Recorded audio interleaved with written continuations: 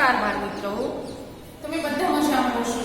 મારું નામ છે પ્રિયંકાબેન અને હું આજે તમને સ્ટાન્ડર્ડ 3 એટલે કે ધોરણ 3 માં અંગ્રેજી વિષય ભણાવવાની છું। તમને બધાને અંગ્રેજી વિષય ભણાવવાનું ગમતો હશે। આ પહેલા અગાઉ આપણે ઘણા બધા વિડીયો જોઈ ગયા છે અંગ્રેજીના, જેમાં તમે ફર્સ્ટ લેટર્સ એટલે કે પ્રથમ એબીસીડી, સેકન્ડ લેટર્સ એટલે કે દ્વિતીય એબીસીડી તેમજ મૂળાક્ષર એટલે કે ક, ખ, ગ એના સ્પેલિંગ જોયા છે। તે જ રીતે આપણે બારાક્ષરી એ પણ જોઈ છે કે અંગ્રેજીમાં બારાક્ષરી કેવી રીતે લખાય। આજે આપણે બધા વિડીયો એટલે કે બધા જે પહેલા જે વિડીયો જોયા છે તે બધાનું રિવિઝન કરવાના છે, પુનરાવર્તન જોઈએ એમાં કેવી રીતે ફરીથી આપણે કરી શકીએ છીએ લેટર્સમાં પુનરાવર્તન અને કેવી રીતે લખાય છે લેટર્સ એ હું તમને આજે બતાવીશ। તો બાળ મિત્રો, ચાલો આજે આપણે શરૂઆત કરીએ પ્રથમ અને બીજા મૂળાક્ષર। પ્રથમ મૂળાક્ષર એટલે કેપિટલ અને બીજા મૂળાક્ષર એટલે સ્મોલ લેટર્સ। પ્રથમ એબીસીડી કેપિટલ લેટર્સ અને બીજા મૂળાક્ષર એટલે કે સ્મોલ લેટર્સ બીજી એબીસીડી આપણે જેને કહીએ છીએ એને આપણે આ રીતે લાઈનમાં કેવી રીતે લખાય એ અક્ષરોની તે આજે આપણે જોઈશું। સૌપ્રથમ છે alphabet A.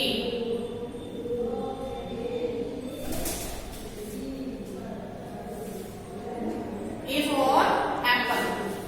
આ A છે એની આપણે કેપિટલ લેટર્સમાં તો આ રીતે લખીએ આ લાઈનની અંદર, પણ હવે એને સેકન્ડ લેટરમાં એટલે કે દ્વિતીય લેટર્સમાં સ્મોલ લેટર્સમાં કેવી રીતે લખાય તો એની આ રીતે લખાય A. Capital letters, small letters. જોયું બાળ મિત્રો તમે બધાએ? હવે આવે છે B, તો B. B for ball.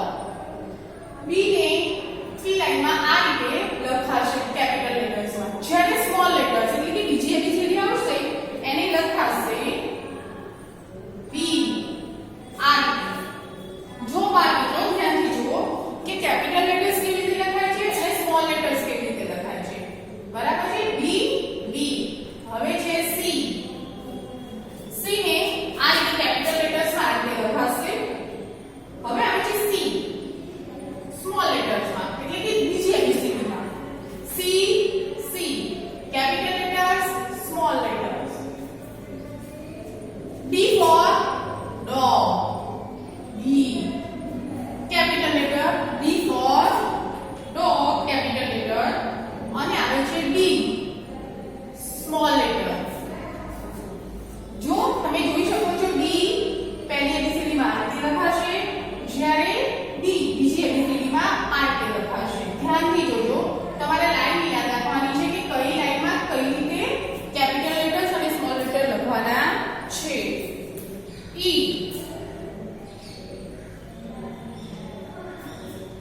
E capital letter અને E સ્મોલ લેટર।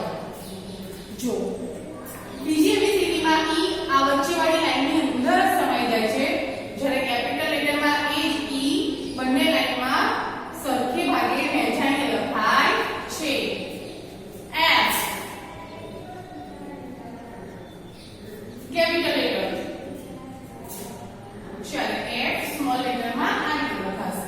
અહીંયા રાઉન્ડ આકાર આવશે, આ હશે સ્લીપિંગ લાઈન F લખાશે, જ્યારે સેકન્ડ એટલે કે બીજી એબીસીડી નો F કર્વમાં લખાશે, કર્વ આવશે અને આ રીતે F લખાશે। G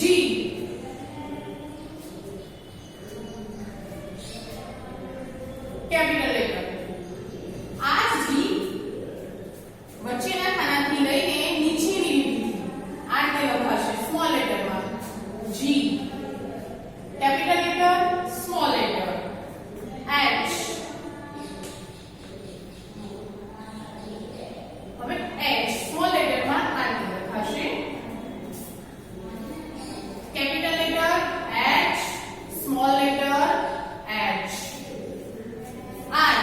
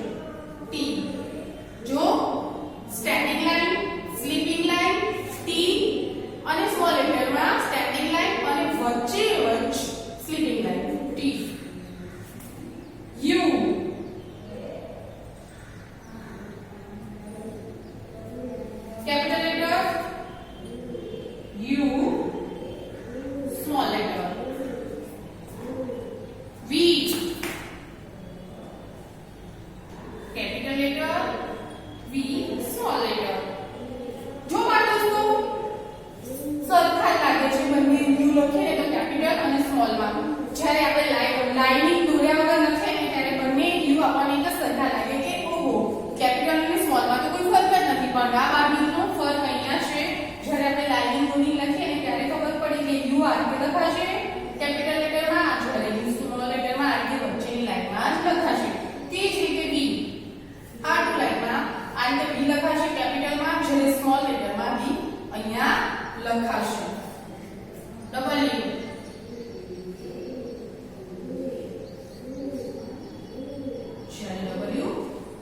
વચ્ચેની લાઈનમાં capital letter small letter. Okay, W. Now X અને X capital letter small letter. Y capital letter and Y small letter. જો Y કેપિટલ લેટર્સમાં અહીંથી લખાશે ત્યારે સ્મોલ લેટરમાં સેકન્ડ લાઈન થી થર્ડ લાઈન સુધી Y આ રીતે જશે. Now ABCD નો last letter Z.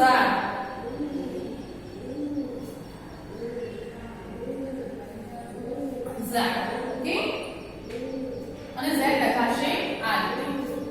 જો બાર મિત્રો તમે અહીં આખી ABCD જોઈ એ કેપિટલ લેટર્સ અને સ્મોલ લેટર્સમાં આ રીતે લખાશે. B B C C B capital B small E capital E small letter, F capital F small letter, G capital G small letter આ રીતે લખાશે. H I J K L M N O P Q R capital letter small letter, S capital letter small letters માં આ રીતે લખાશે. T T small letter માં આ રીતે લખાશે.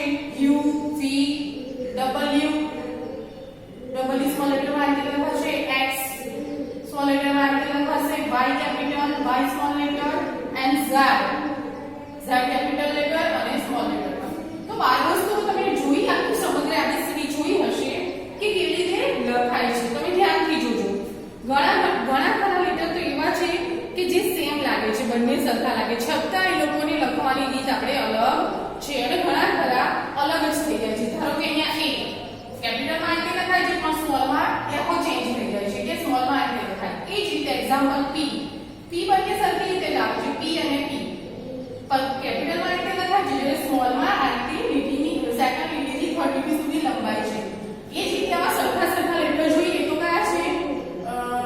તો છે C. બંને સરખા લાગે પણ લખવામાં અલગ અલગ છે. એ જ રીતે છે O. લાગે સરખા પણ અહીંયા લાઇનિંગમાં જ્યારે લખીએ ત્યારે અલગ થઈ જાય છે. એ જ રીતે K. બંને સરખા લાગે ફર્સ્ટમાં અને સેકન્ડ લેટરમાં પણ લખાય છે બંને અલગ અલગ રીતે. એ જ રીતે જોઈએ S. બંને લખવામાં સરખા છે છતાં બંને અલગ અલગ લખાય છે. એ જ રીતે V W અને X અને Z. જે કેપિટલ અને સ્મોલમાં આપણને ખાસ ફરક પડે નહીં, જ્યારે આપણે લાઇનિંગ દોરીને લખીએ ને ત્યારે જ ખબર પડે કે હા કેપિટલ લેટર્સમાં આ રીતે લખાય છે અને સ્મોલ લેટરમાં આ રીતે લખાય છે. તો બાર મિત્રો હું આશા રાખું છું તમને આ પ્રથમ મૂળાક્ષર અને દ્વિતીય મૂળાક્ષરમાં સમજણ પડી ગઈ હશે કે કેવી રીતે લખવું. તો તમારે આ જ રીતે આ ABCD નો મહાવરો વારંવાર કરવાનો રહેશે ઘરેથી, જેથી કરીને તમને આ લખવાની ફાવટ આવી જાય કે હવે કેવી રીતે લખાશે. તો ચલો બાળ મિત્રો હવે આપણે આગળ વધીશું. અહીંયા જોઈએ વ્યક્તિના નામના સ્પેલિંગ. જો બાળ મિત્રો આગળ તમે વિડિયોમાં વ્યક્તિના નામ શીખી ગયા છો કે કેવી રીતે બનાવવા. આ છે કાનાવાળા શબ્દો માલા. તો એ કેવી રીતે લખાશે? તો આપણે જ્યારે અંગ્રેજીમાં શરૂઆત કરીએ લખવાની ત્યારે સૌથી પ્રથમ સ્ટાર્ટિંગ કરીએ અને વાક્યની શરૂઆતમાં અને સ્ટાર્ટિંગમાં પહેલો અક્ષર હંમેશા કેપિટલ લખાય. કેવો લખાય? કેપિટલ. શરૂઆત જ કેપિટલથી થાય. તો અહીંયા આવશે M કેપિટલ. પછી આવશે કાનાનો A એટલે કે A. પછી છે મૂળાક્ષર લ. તો લ નો થશે L અને કાનાનો થશે A એટલે કે માલા. બીજું લેટર જો O. હવે O બોલાય ઉચ્ચારણ જ O થી થાય છે એટલે ડાયરેક્ટ O નો થશે O અને મ નો થશે M. O મ. હવે છે U. ય નો થશે Y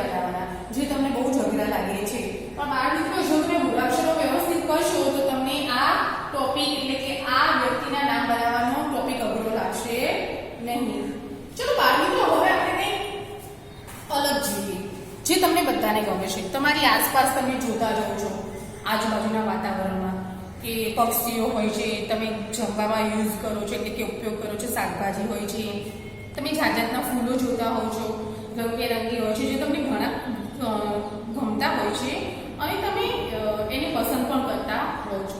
તો મારા બાળ મિત્રો આપણે જોઈએ કંઈક અલગ. પક્ષીઓના અંગ્રેજી સ્પેલિંગ અને ઉચ્ચાર. અર્થ વાંચો, બોલો અને લખો. સ્પેરો. સ્પેરો એટલે ચકલી. SPARROW સ્પેરો એટલે ચકલી. પેરટ. PARROT પેરટ એટલે પોપટ. PEACOCK પીકોક એટલે મોર. COCK કોક એટલે કૂકડું. CROW ક્રો એટલે કાગડો. DUCK ડક એટલે બતક. ચલો પક્ષીઓના અંગ્રેજી સ્પેલિંગ, ઉચ્ચાર, અર્થ વાંચો, બોલો અને લખો. DOVE Dove. ડવ એટલે કબૂતર. સ્વોન. SWAN સ્વોન એટલે હંસ. કાઇટ. KITE કાઇટ એટલે સમડી. HEN હેન એટલે મરઘી. આઉલ. OWL આઉલ એટલે ઘુવડ. EAGLE ઈગલ એટલે ગરુડ. તો બાળ મિત્રો તમે જોયા આ હતા પક્ષીઓના નામ. તો ચલો આપણે અહીંયા જોઈએ કેટલાક પક્ષીઓના નામ.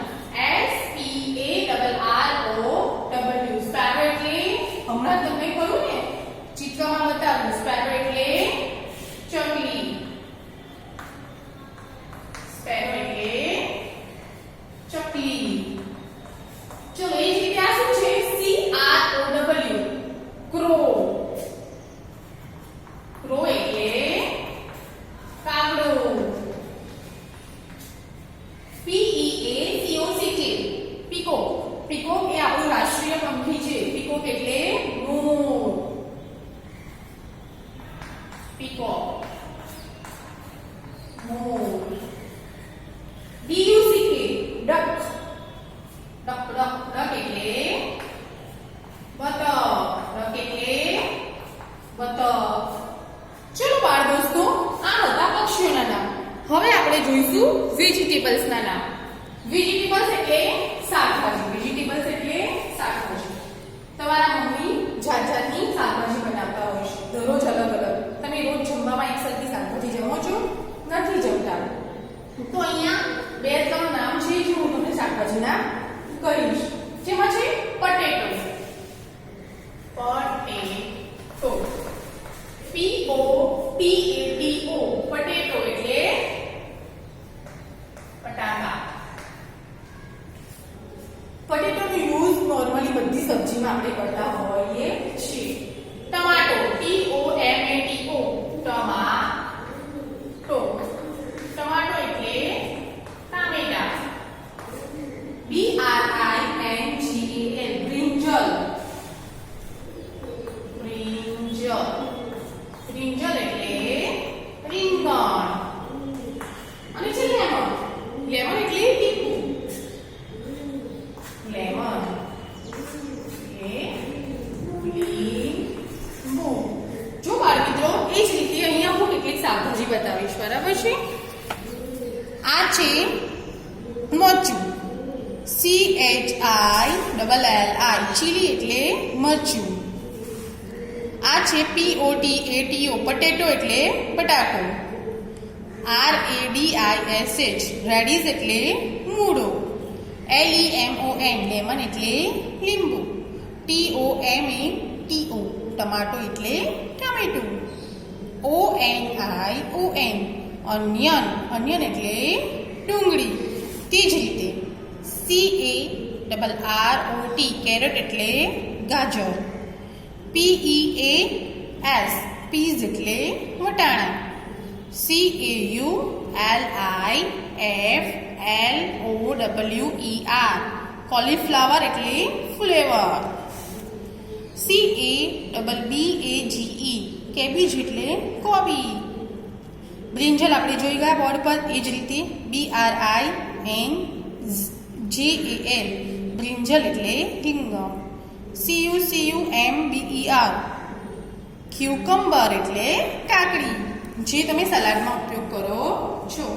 તો બાળ મિત્રો હવે જોઈએ રંગબેરંગી ફૂલો, ફ્લાવર્સ. ફ્લાવર્સ એટલે ફૂલો, જેમાં છે LOTUS. શું છે? આને કેવી રીતે બોલાય ગુજરાતીમાં? એનો ઉચ્ચાર કેવો થશે? લોટસ. લોટસ. તમને ખબર છે લોટસ એટલે શું? ખ્યાલ છે લોટસ એટલે શું? લોટસ એટલે કમળ. લોટસ એટલે કમળ. બાળ મિત્રો કમળ શું છે તમને એટલું ખ્યાલ છે? કમળ ક્યાં થાય? પાણીમાં, કાદવમાં થાય. લોટસ એટલે કમળ. ચલો ROSE, રોઝ. રોઝ એટલે ગુલાબ. બાળ મિત્રો રોઝ ગુલાબ એ એવું ફૂલ છે જે બધા પ્રકારના રંગમાં જોવા મળે છે. લાલ, કાળો, સફેદ, ગુલાબી, એટલે એ 12 કલરમાં રોઝ જોવા મળે છે. રોઝ એટલે ગુલાબ. ડેઝી. ડેઝી એટલે મોગરો. તમારા ઘરે હશે જ મોગરો. અમુક લોકોના ઘરે હશે, અમુકના ઘરે નહીં હોય, પણ મોગરો બધાએ જોયો હશે. સનફ્લાવર. સનફ્લાવર એટલે સૂર્યમુખી. સનફ્લાવર એટલે સૂર્યમુખી. સૂર્યમુખી એટલે આ સૂર્યમુખીનું નામ છે સૂર્યમુખી છે. સન એટલે સૂર્ય. સૂરજ જે દિશામાં જાય એ જ દિશામાં એ ફૂલ નમે. સૂરજ પૂર્વમાં હોય તો એ ફૂલ પૂર્વમાં હોય. જ્યારે સૂરજ આથમે ત્યારે પશ્ચિમમાં હોય ત્યારે ફૂલ પશ્ચિમમાં ઢળી પડે, એટલે એને સનફ્લાવર કહેવામાં આવે છે. તો બાળ મિત્રો તમે મને એમ કહો, તમે બર્ડ્સ, વેજીટેબલ્સ અને ફ્લાવર્સ તમે ભણ્યા, તો હું આશા રાખું છું કે તમને આખા વિડીયોમાં પુનરાવર્તનમાં ખબર પડી હશે.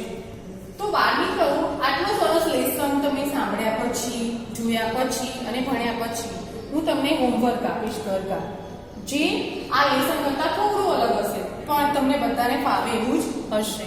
તો બાળ મિત્રો ઘરકામ છે તમારે દરેક પ્રાણીઓના નામ, અઠવાડિયાના નામ અને મહિનાઓના નામ અંગ્રેજીમાં લખવાના છે. સ્પેલિંગ સાથે, ઉચ્ચાર સાથે લખવાના રહેશે. આ હોમવર્ક છે જે તમારા મમ્મી પપ્પા સાથે અથવા મોટા ભાઈ બહેન સાથે કરવાનું રહેશે.